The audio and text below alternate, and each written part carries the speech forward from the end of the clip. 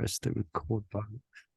Okay, let's offer some prayers to Srila Prabhupada as usual. Namaham Vishnu Padaya Krishna Vishtaya Bhutale Shrimati Bhakti Vedanta Swami Iti Namine Namaste Saraswati Devi Kauravadi Pachaline Nirvasesha Sunyabhari Pashtatadeshatharine Jai Sri Krishna Chaitanya Prabhu Nityananda Shri Advaita Gadadhar Shiva Sari Gaura Bhakta Vrinda Hare Krishna Krishna Krishna Hare Hare Hare Ulama Lama Lama Hare Hare. And on chanting the Maha Mantra, you should have the Bhagavad-Gita there in front of you.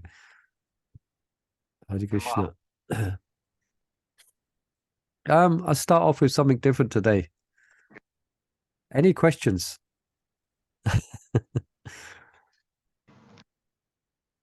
Okay, any questions or comments? Sometimes when I give class in the temple, I start with this.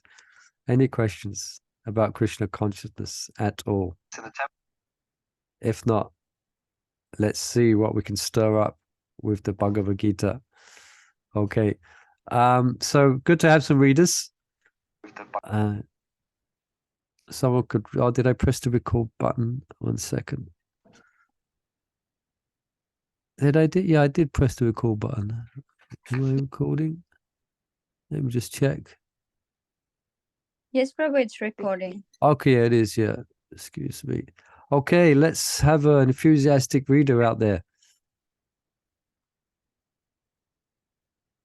Yes, we have someone. Payal, thank you, Mother. Text 8 and 9. Hare Krishna. Hare Krishna. Naiva kinchit karomiti yukto manyeta tatvaved pasyan shravan sprasan jigran asnan gachan swasan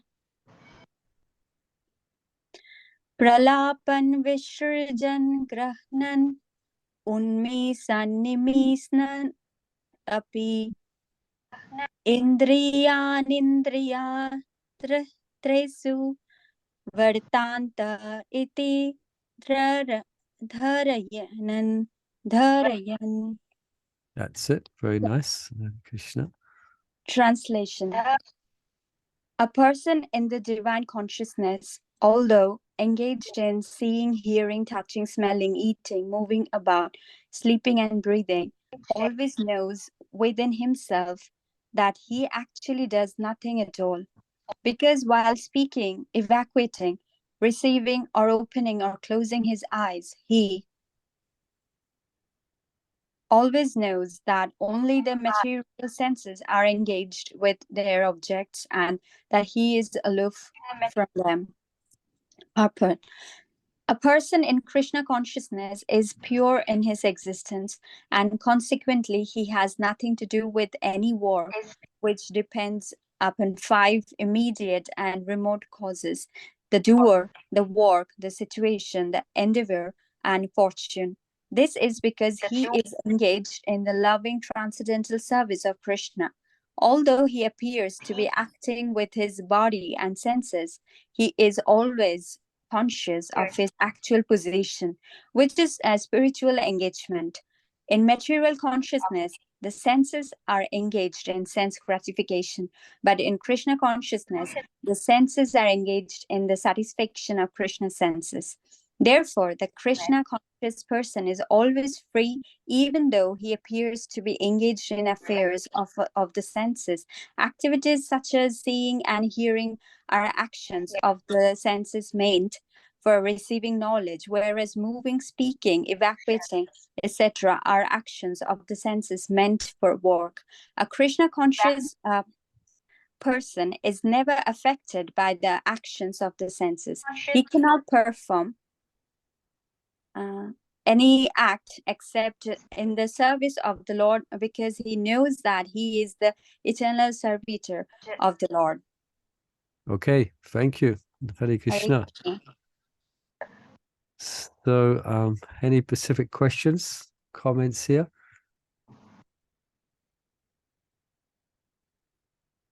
I was reading earlier, a few minutes just before we started today. This is the renounced sense-controlled worker. Because this type of realization that one is soul and separate from the gross and subtle body, this may be envisioned or realized by someone engaged in meditative, seclusive yoga. Yeah, say in the Himalayas. Yeah, but don't forget, Krishna is encouraging Arjuna to engage his karma, to engage his propensities in the battle, or in Krishna, or under Krishna's direction. So that's why this verse is spoken in this particular vein. Also engaged in seeing, hearing, touching, so etc. For someone who is the Nishkam karma yogi, as I also I think described elsewhere, he or she knows that while engaging in this world, here they have a sense of strong detachment. Yeah. Now, also, I was reading interestingly as well, Vishnav Chakravarti Thakur, one of our acharyas, he described that this realization or this knowledge comes from is verified through the intelligence. Do you understand what that means? Intelligence. I guess it's a difficult one to get. I'm asking a difficult question, I think. But we, we go about our business in this world, and then from the teachings of Bhagavad-Gita, we imply our intelligence, and we conclude through intelligence that I am not this body. So it may not be, it may be, but generally it may not be that someone is having absolute realization of this 24 hours a day, but they contemplate, and through purified intelligence, then they understand that they are different from the sense objects, etc. So that gives them a sense of, says here, aloof, being aloof, being above, or being aloof from the ordinary worker, in the sense not being attached. And from that comes a sense of peace. Well, some of you might have had realizations of the fact that we're not the body. Sometimes we can have these experiences. But generally, because we function through the medium of the body, we generally become, it's not easy to always carry in the forefront of our mind. Because when, when the taste of, say, samosa is hitting the tongue, then we very much identify with the different texture of the pastry, and then our tongue tastes the peas, and we might taste the spicing, when we're drinking some mango nectar, we're actually relishing it, and we're identifying very much with the sensation of mango nectar. So we don't go about these activities in like a robotic way, as if we're not the senses. Anyway, I'm mumbling on a bit here. But any questions or comments?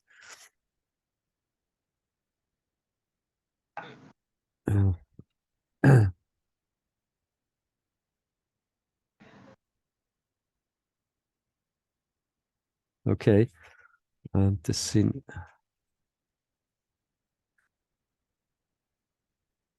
Yeah.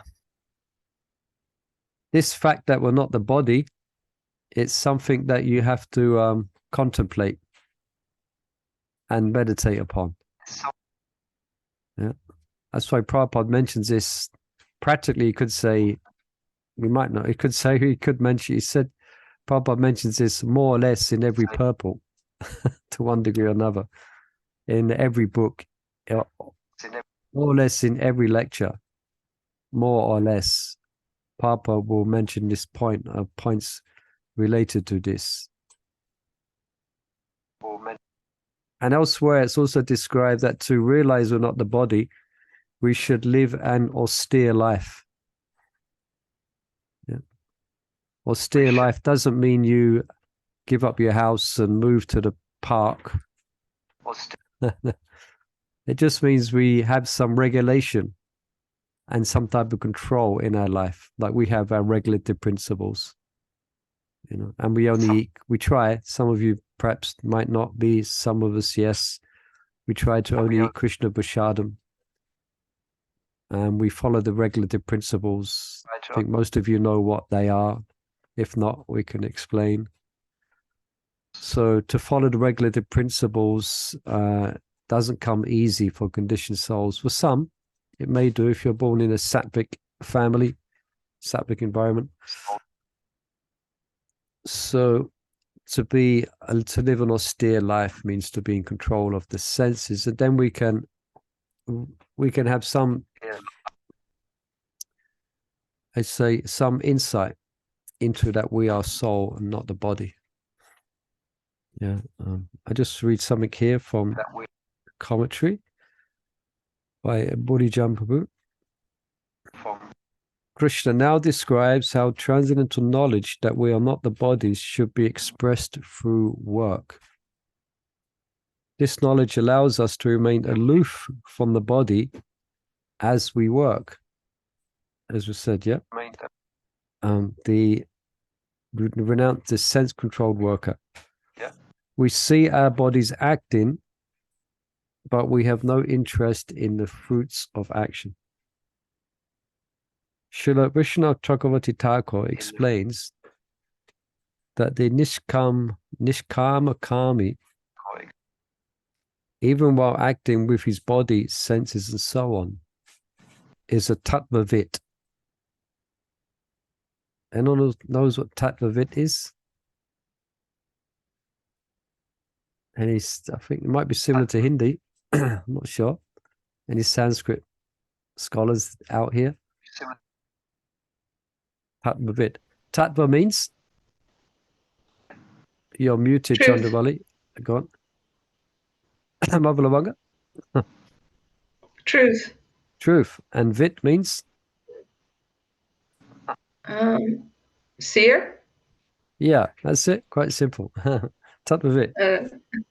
The seer. That was a guess. I didn't know, but yeah. It's good guess. Good guess.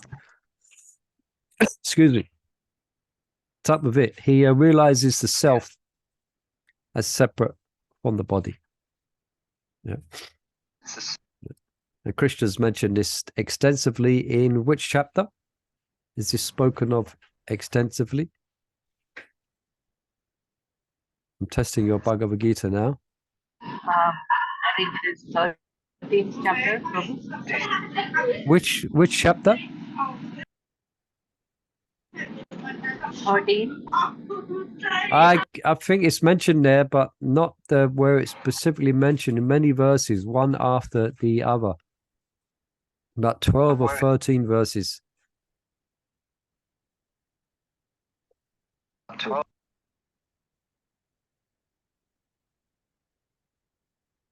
Yeah, I'm testing you all now. Your knowledge of Gita. Second chapter. Oh yeah, second chapter. Dehinosmin yata dehi kumaram yovaram jarad antara prapti tiras tattadamuyati. For example, as embodied soul continually passes in this boyhood, in this body from boyhood to youth to old age, the soul similarly passes into another body at death. The sober person is not bewildered by such a change. Yeah, second chapter. Often we read these verses when we sometimes asked to speak or at a funeral of someone who's passed away. These verses are always good to read. That the person hasn't died. Yeah, grandma hasn't died. She's just left that old body and gone on. Prabhu, I'd like to share one I'd like to share one further point on funerals. So, Please, uh, so is my voice audible? your voice is audible, but whenever you're speaking, there's lots of going on in the background, which makes it often hard to hear. Okay. I think you must be in Is on it a better bus now? or train. Yeah, that's a bit better. Okay. So That's what I wanted that's to much say better. about funerals was that during funerals, I mean, in my family or extended family or people who I already know, we recite 15th chapter of Bhagavad-Gita, Purushottam Yoga. Yeah. Okay. Yeah. Yeah. Yeah. That's nice. Some people recite also the 12th chapter as well. There's nice prayers from the 12th chapter. Yeah. Okay. That's interesting. Thank you for that. Chapter 15. Just looking at that now quickly. Yeah. Nice. Okay. Thank you for that information. Yeah. Normally I read second chapter if sometimes I've done funerals where most of them attending are not familiar with the Bhagavad Gita. You know, they're not familiar with the concept of not being in a body. I remember one funeral we did, one young man that unfortunately he had passed away, and the family knew he was into the Hare Krishnas. He wasn't a fully practicing devotee. So then they got in touch with a temple. And I was asked to go there. And that was all. They appreciated the message. Okay. All right. Shall we go for yes. Prabhu, can I say something? Please. Yes, you So can. like a funny fact, funny and quite unfortunate from where I belong, in which part of India.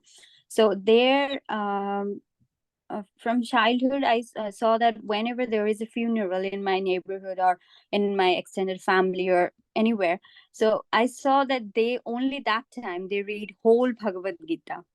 But but that time, No other time.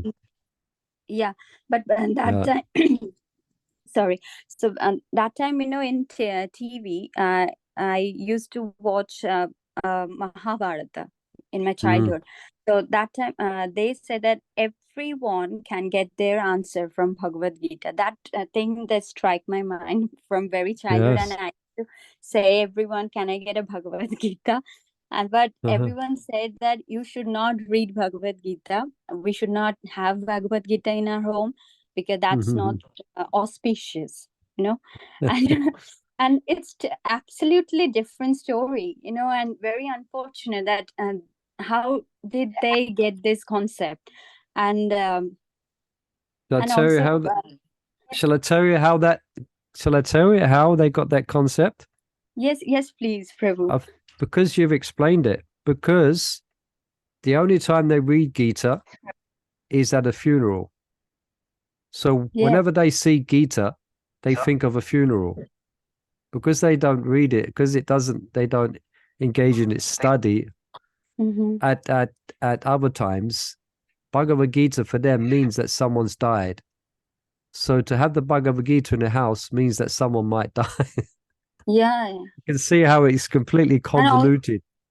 And also, after my marriage, my mother-in-law, she's a religious person, but she also said you should not read Bhagavad Gita. I know, in a very superstitious way, that because if you start reading, she's not opposing it of reading Bhagavad Gita, but she said if you start reading, you have to complete the whole book in one day. Otherwise, there is some bad consequences.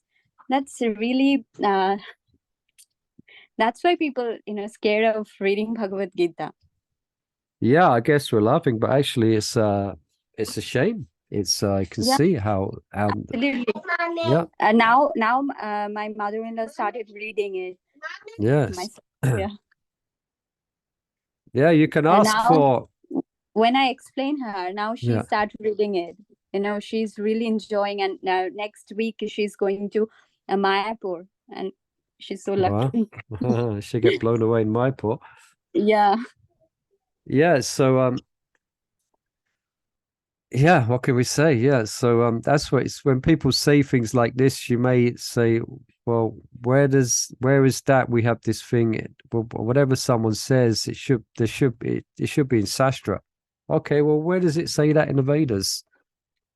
That there are some Vedic mantras that do have that. You have to, you have to chant the whole thing, but not the Bhagavad-Gita. Anyway, we know that with Bhagavad-Gita, you can read one verse a day, you can read one chapter a day, whatever. Yeah. Anyway, thank you for that interesting Prabhu, I interesting have a twist in query. culture. Yes, Dhananjay. Yes, Prabhu, I have a query on the regulative principles. Okay. So there's Yes. one, along with no meat eating, there's one more regulative kind of thing that we try to follow, which is no eating onion and garlic. So how does that fit into, the regulative principles? Why do we follow that kind of regime? Yeah.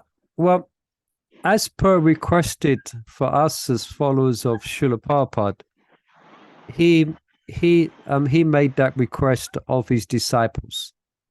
No tea, Okay. also, and he highlighted onions as well. Generally, Vaishnavas, as far as I understand, their general practice is not to take these things. What is it else? And the garlic. Onion and garlic, yes. Yeah. And now if you do a further study, or not even a study, but you'll find because different foods are in different modes of nature. So, for instance, onions and garlic are considered to be tamasic, rajasic. Yeah. So therefore, they can Okay. have an effect on the consciousness. And if you study further, which I don't know the details of, but there's stories of, I don't remember the details of it, but there's stories that garlic and onions are the remnants of a demon that was killed many Yeah, there are some millennia theories ago. There's also, like that. yeah, you're going to find things like that. But the immediate reason is Prabhupada guiding us, and he guided us in a sattvic life. And Vaishnavas, Brahmin Vaishnavas, or Vaishnavas are Brahmins, should be, then they would follow this sattvic diet. So, Okay. Prabhu, So we follow. follow-up question. Yeah, please. If at all it happens that, circumstances are such where if I'm not able to, make food sometime which does not contain these things, I usually whatever food we get outside, they do contain this garlic puree or onion Yeah. flakes and all of that. So they do contain it in traces or in mixed ingredients or whatever. So um, so if at all we consider that whatever the circumstances are based on that, is it fine to consume food that contains that um, if there are no other options? Yeah, it's a case of being a bit of a detective and being a bit proactive. Bit of a detective and bit of proactive. It means you have to kind of prepare yourself where you're going to go, what your situation is going to be, and try and work out how you can avoid these things. Okay, there might be some circumstances where you might deem it unavoidable. It's very loud. I'm trying to. But for example, I mean, I haven't eaten garlic or onions for over 30 years. And I've been in all types of situations, including in India and stranded at airports and different places, And so far, I've managed to avoid onions and garlic, at least to my knowledge. So all I can say, Dhananjay, keep on trying. Try to avoid it and plan accordingly. Think where you're going. Think what the situation is going to be. I know, for instance, these days when you're flying, you can get a Jain meal.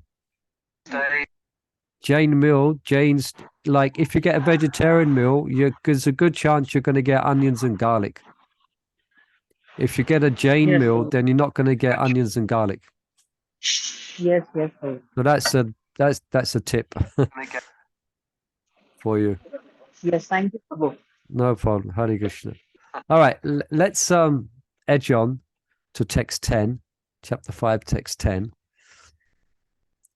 And let's see what comes up here. Okay, let's have someone read. Shall I read? Go ahead, Maharaj Kishore, please. Thank you. Okay. Text 10. Brahmanadhaya karmani sangam tattva karoti ya lipyate na sapapena padma patra ivambasa. Translation. One who performs his duty without attachment, surrendering the results unto the Supreme Lord, is unaffected by sinful action, as the lotus leaf is untouched by water. Purport. Here, Brahmani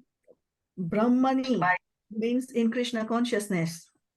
The material world is a sum total manifestation of three modes of material nature, technically called the Pradhan. The Vedic hymns, Sarvam hi etad Brahma, Mandukya Upanishad, Tasmad etad Brahma Nama Rupam, Annam Jayate, Manduka Upanishad.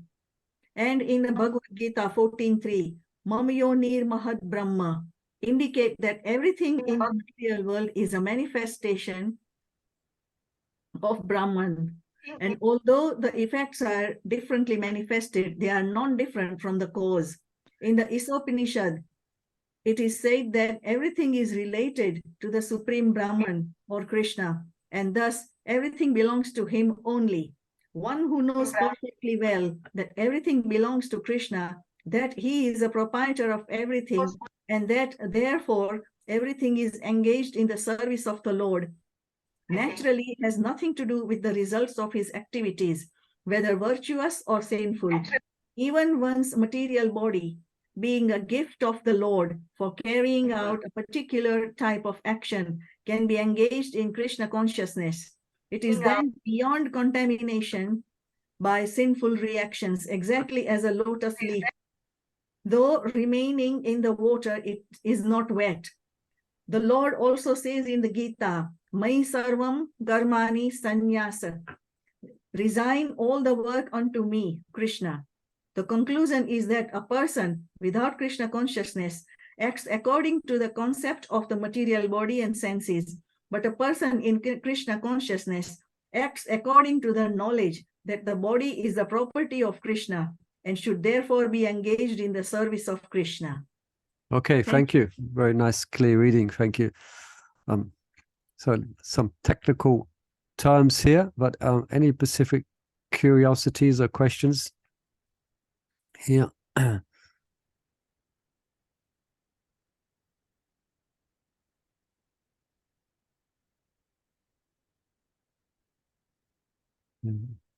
Just rereading again this first part. Everyone's okay with this? Everything is Brahman? Everything is Brahman, and then we merge into Brahman. Is that okay with everyone? No. No. Devi Aisha Gunamaya, Krishna explains that this material energy is actually divine. Why? Because it's coming from the divine. Chandravalima, did you say something? If you did, you're muted. Okay. So everything is a manifestation of Brahman. Okay.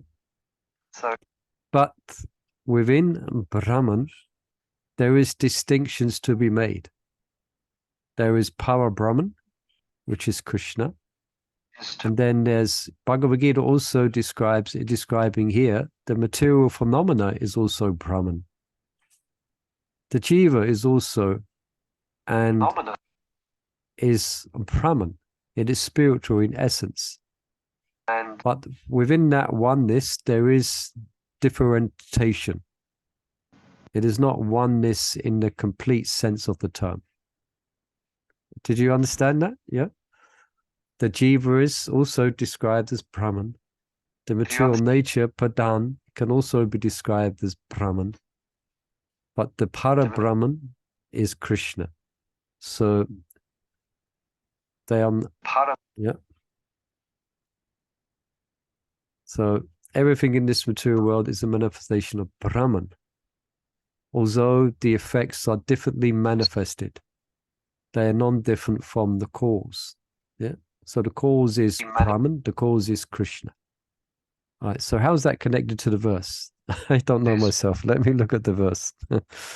One who performs the duty without attachment, surrendering results unto the Supreme Lord, is unaffected by sinful reaction, as the lotus leaf is untouched by water. Yeah. So I think Srila Prabhupada, in the purple, he speaks of that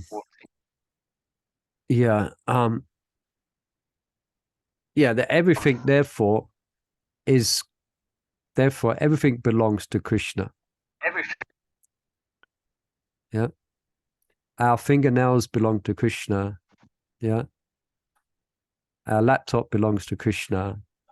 Yeah. Our hair belongs to Krishna. Our money belongs to Krishna. Our body belongs to Krishna. Our house belongs to Krishna. Everything is a manifestation of Krishna's energy. And therefore, everything should be somehow dovetailed or engaged in his service. Yeah. So therefore, that person is naturally described here. That person is naturally not attached to the results of his activities. He's acting out of either duty or devotion to Krishna. Yeah, I'm just reading this part here. Everything is to be engaged in the service of the Lord. Naturally, that person naturally has nothing to do with the results of his activities, whether virtuous or sinful. Even one's material body, being a gift of the Lord for carrying out a particular type of action, can be engaged in Krishna consciousness. It is then beyond contamination of simple reactions. Yeah, exactly as a lotus leaf, although remaining in the water, is not wet. Yeah. So, any questions about this? But this is a nice poetic example, and often we give this example of how to live in this world. So just like a lotus flower, it's born of the water, but it's untouched by the water. But also the lotus has a waxy, the lotus flower itself has a waxy, it's kind of waxy to the touch. So any water that does go on a lotus, it immediately just falls off. So someone who's working in Krishna consciousness, described here, the reactions are, let's just read this. One should be situated in knowledge and then do one. So this knowledge we're getting from Bhagavad-Gita study. Yeah. So we're doing well on that part. We're situating ourselves in knowledge. And then we have to do our duty with, what's the word? We do our duty with detachment. Yeah, detachment. Yeah. That means it goes good or bad, we still do our duty. Yeah, Nishkam Karma Yoga. Yeah. So then it mentions such a person will perceive the body's actions. It works, it touches, it moves. It does so many things, but he thinks, I am doing nothing. So this is linked to the last verse. I am a soul. I am aloof. With this realization, one can perform his duty without attachment. So if you're not attached to it, then you can surrender the results to Krishna, because you're not working for yourself. You see the difference? If you're not working for yourself, you're working with a sense of duty, and ultimately you're working for Krishna. So you can offer the results to him. If something goes well, it's Krishna's mercy. Yeah. It's all Krishna's grace. Thus work remains free from sinful reactions. Just as the lotus leaf is untouched by water. Yeah, lotus leaves have a waxy surface and water immediately glides off them. In the same way, reactions. That's why Prabhupada is interesting here. Prabhupada says in the purple, whether virtuous or sinful. Yeah, so all reactions glide off, one performing nishkam karma yoga.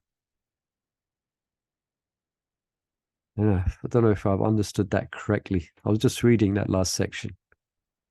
Prabhu, can I say something? Please, please.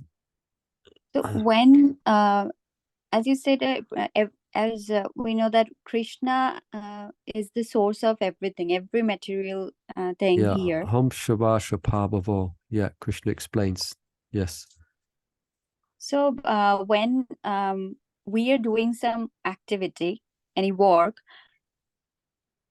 is it like, should we take the name of Krishna and then we do the activity, or should we just offer the consequences on the result? Both, when they Uh, say you take the name of Krishna, it's described in, actually, there's a verse in Bhagavad-Gita that describes the syllables untouched sat, which is used for addressing Krishna in the beginning of a sacrifice, during and after. So definitely we can take the name of Krishna anytime. It's always auspicious, yeah, to chant Krishna's name, always. yes, Prabhu. But Yeah. if a sinful person, taking a advantage of Krishna's name, like doing a sinful Yes. and by taking Krishna's name and then give it call it a dharma, then how does that explain? Yeah, perhaps I'll offer this to our learned devotees here. So we have 10 offenses. That's for one who takes up the holy name. For instance, when we take initiation from a spiritual master, then the spiritual master gives a lecture normally on the there's 10 offenses that we should avoid when chanting the holy names. So someone can say which offense is, I think Mother Payal is Yeah. please, Mother Lavangalatika. Yeah, to commit sinful activities on the strength of chanting the holy name of the Lord. That's it, yeah. Can you say a little bit more about that, Mother? Well, if somebody is doing sinful activities, whatever they're doing, and they think that they can chant Krishna's name and not receive any reaction for the activity, like they're using Krishna's name to purify their reactions and committing sinful activities, and thinking they can chant Hare Krishna and they won't receive a reaction for their sinful activities. Yeah, they will get a reaction. Yeah. Yeah. Yeah, thank They'll you. probably get a worse reaction because it's offensive to Krishna, and also there's their sinful activities as well. Yeah, it's kind of indicative of you could say, of what type of what's the word looking for? A bent of mind or particular nasty mindset, you could say. That's not the word I'm looking for. It's the one that just comes to mind now, where, okay, we understand the potency of Krishna's holy name, therefore I can do this, I can do that, and I chant Krishna's name. No, it doesn't, unfortunately. As far as I know, a sinful person, a unpurified heart cannot, chant Krishna's name. They cannot concentrate in the, chanting Hari name. Yeah, well, there's an interesting story in this. And it's a devotees here know the story of Ajamil. There's 3 stages of chanting. There's the offensive stage, there's the clearing stage, and then there's a pure stage. Yeah. So Ajamil, he was engaged, to cut a interesting, exciting, long story short, which is in the Srimad Bhagavatam 6th canto. He was engaged in very sinful activities. He had left his wife, left his elderly parents, and set up with a prostitute. And to satisfy the prostitute's demands, he would steal, etc. But he named one of his sons. His son, one of them was named Narayan. So he was engaging in sinful activity, but he was calling out for his son Narayan. But he was doing it not in knowledge. He wasn't doing it he wasn't doing it in knowledge of the potency of the holy name, thinking that if I call out my son, I will be free from sinful reactions. He was doing it unknowingly. So that wasn't considered to be offensive because his mentality wasn't corrupt. So, but he was engaged in sinful activities and he was chanting the name of Narayan, Narayan, Narayan, Narayan. So he was free of sin. Okay. So a sinful person, yeah, please, anyone else on that? Well, it's kind of a different thing. I remember I was at the temple one day and this guy was there. I mean, he wasn't a young guy, but he was saying he didn't want to chant because he's committing offenses. And I said, no, you've got to chant. You keep chanting and you'll get purified. Yeah. Because he just didn't want to chant because he was committing offenses. But I said, yeah, but you've got to chant because it'll purify you. Yeah. I don't know if that was the right advice to give him or.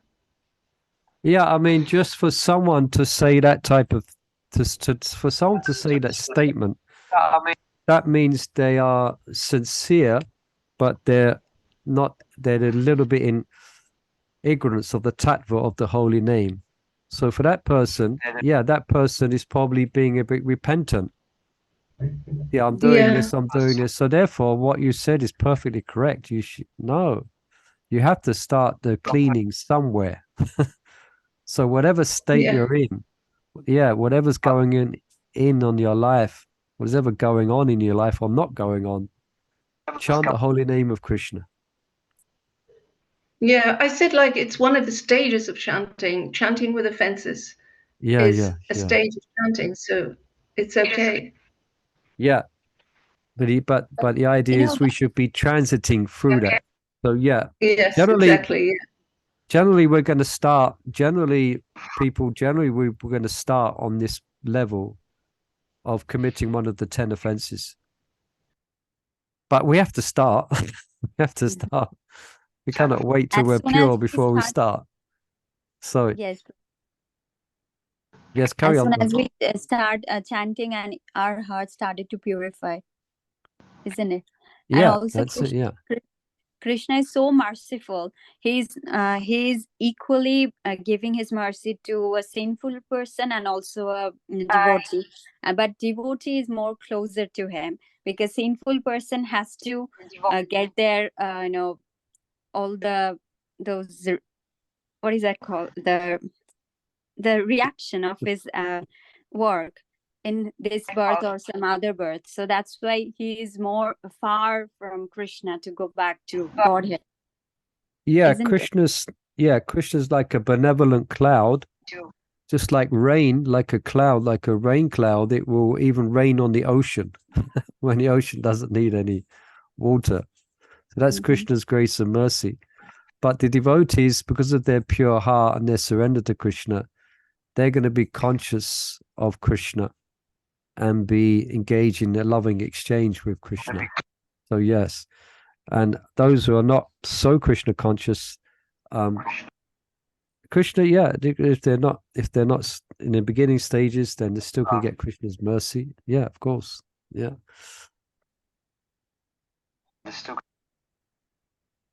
Okay, and anything else here? So I took it in a bit of a different direction at the end there.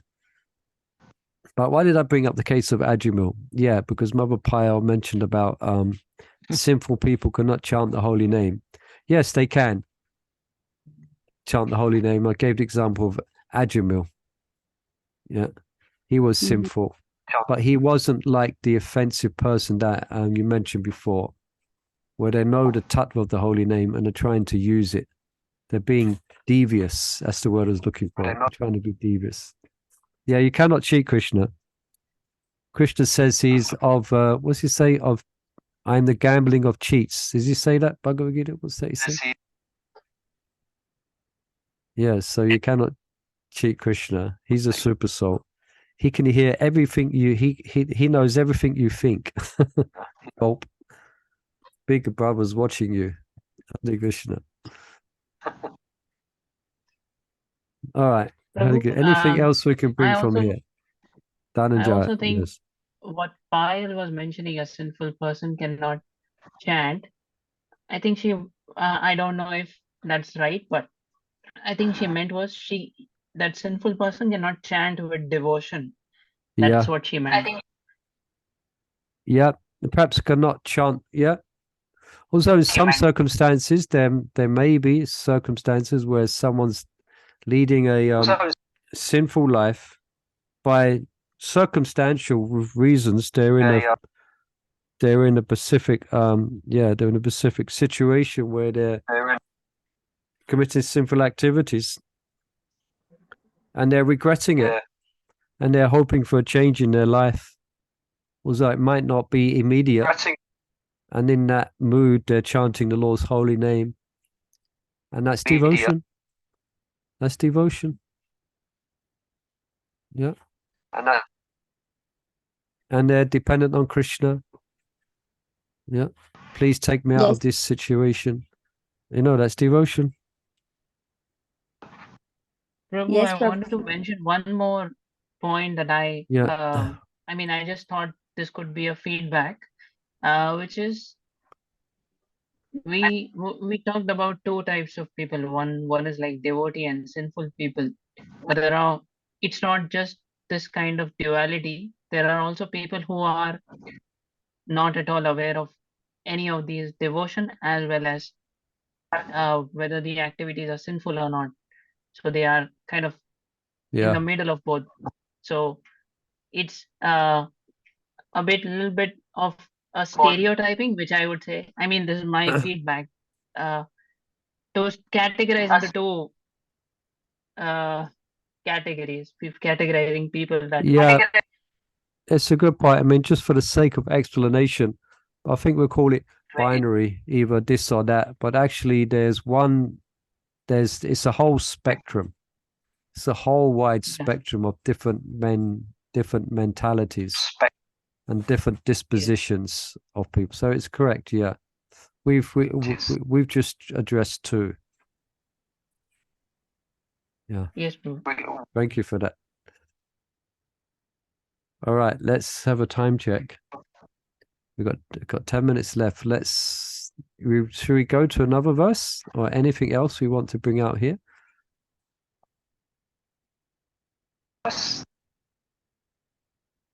Okay, going once, going twice, going 3 times. Okay, Hare Krishna. Text 11.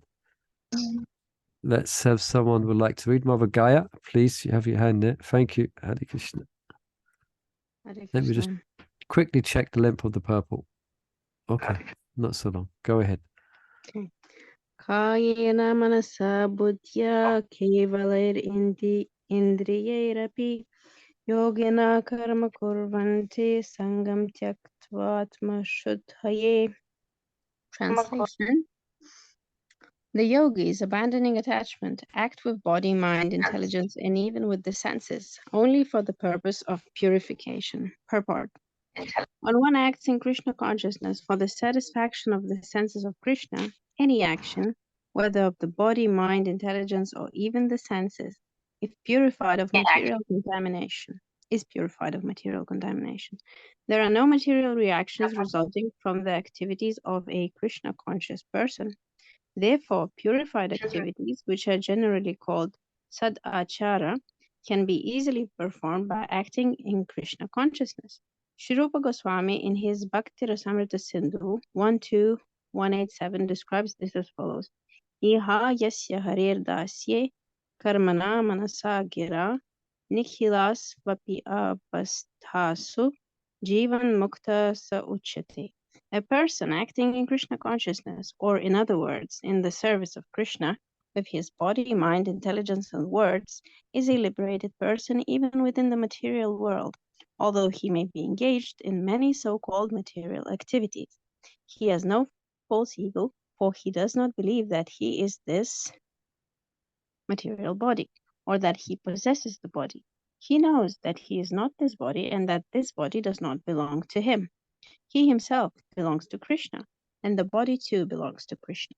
When he applies everything produced of the body, mind, intelligence, words, life, wealth, etc., whatever he may have within his possession to Krishna's service, he is at once dovetailed with Krishna. He is one with Krishna and is devoid of the false ego that leads one to believe that he is the body, etc. This is the perfect stage of Krishna consciousness. Okay, thank you. Yeah, one of those purports where sometimes you can count how many times Prabhupada mentions Krishna in a purport. And it's quite phenomenal sometimes 20, 30 times. Here it comes up a lot. It's a very, as I said before, this is a very Krishna conscious purport. So every purport is very Krishna conscious. This mentions Krishna all the time. Do you know, there's one story, this is a bit of a side point, where the devotees were very, very concerned about a negative news report that was written about the devotees. This is in Prabhupada's time. Very negative. And I read it to Prabhupada. And Prabhupada was very, I cannot remember exactly, but Prabhupada was very happy with it. Why? Because they mentioned Krishna many times. These Hare Krishnas this, these Hare Krishnas that, these Hare Krishnas are like this, these Krishnas are like this. Prabhupada was very pleased with it. Anyway, side point. Any questions here? So, or comments? Now this verse, following on from the last one. So, if someone is detached from work because he knows he is spirit, soul, and not his body, then why work? What's the purpose? And this is the purpose here. Only for purification. Yeah. Described here. The yogis abandoning attachment act with body, mind, and intelligence, and even with the senses, only for the purpose of purification. All right, so having understood this knowledge, okay, one may become so detached one concludes not to do anything. No, you still need to be purified, so do your duty. Do it only for that, for the purpose of purification, for pleasing Krishna. Anyway, any questions or comments on hearing or reading this purport? And there's a bit of a commentary upon this one given by one devotee called Burijan Prabhu, who quotes Sri Baladev Vijayabhushana. But let's see if there's any. Everyone knows what sad achar is. Purified activities, which are generally called sat achar.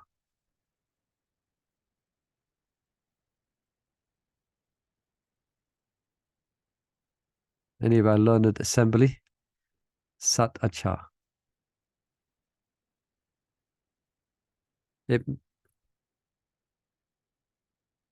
means I could say etiquette.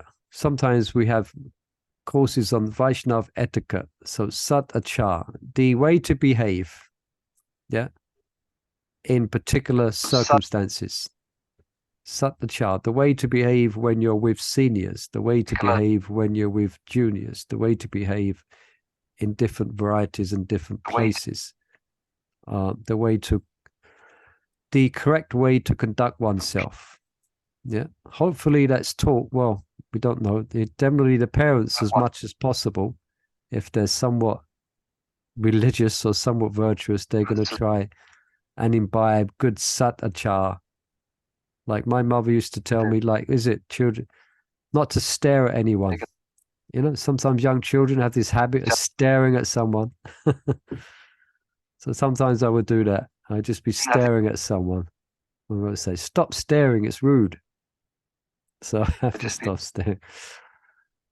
So, but so there's lots of things to learn, but spontaneously, if one is Krishna conscious, spontaneously, they're going to behave correctly. It's hoped. If someone is really Krishna conscious, they're going to know how to act. So Prabhupada says here, therefore there's no reaction. The purified activities are generally called sat achar, can be easily performed by acting in Krishna consciousness. And then Prabhupada takes it further here, as he mentions at the end, this is the perfect stage of Krishna consciousness that he's just described in this purple. Yeah. And he quotes this verse here, which is more often quoted verse by Srila Prabhupada. Ihayasya haritasya. A person acting in Krishna consciousness, or in other words, in the service of Krishna with his body, minds, and words, is to be considered jivan mukta, liberated even within the material world. Which some philosophers or philosophies, for instance, I was reading just recently, the Shankya philosophy, the atheistic Shankya philosophy, they do not consider anyone can be liberated within the material shell. No one within the material body can be liberated. You have to throw off that body and enter into a state of mukti.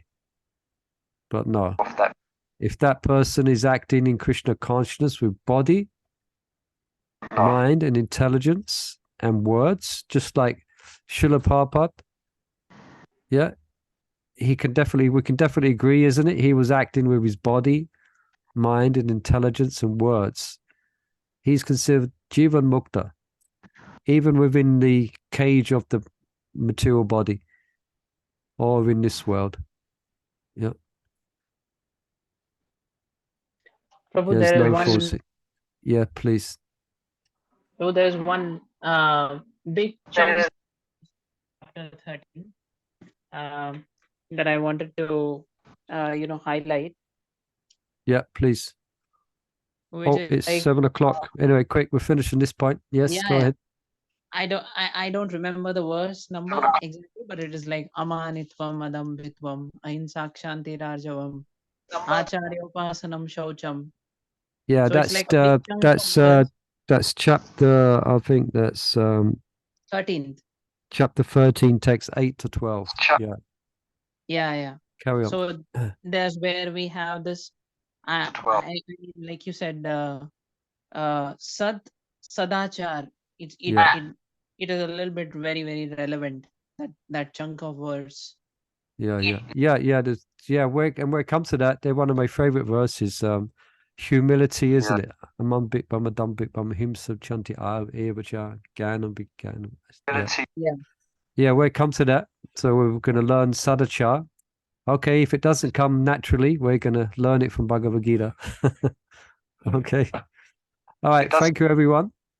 I hope we enjoyed this little Bhagavad-Gita get-together on a Tuesday from 6 to 7. So please join us tomorrow. Yeah, I'll be behind the computer. I'll be in Scotland this time tomorrow.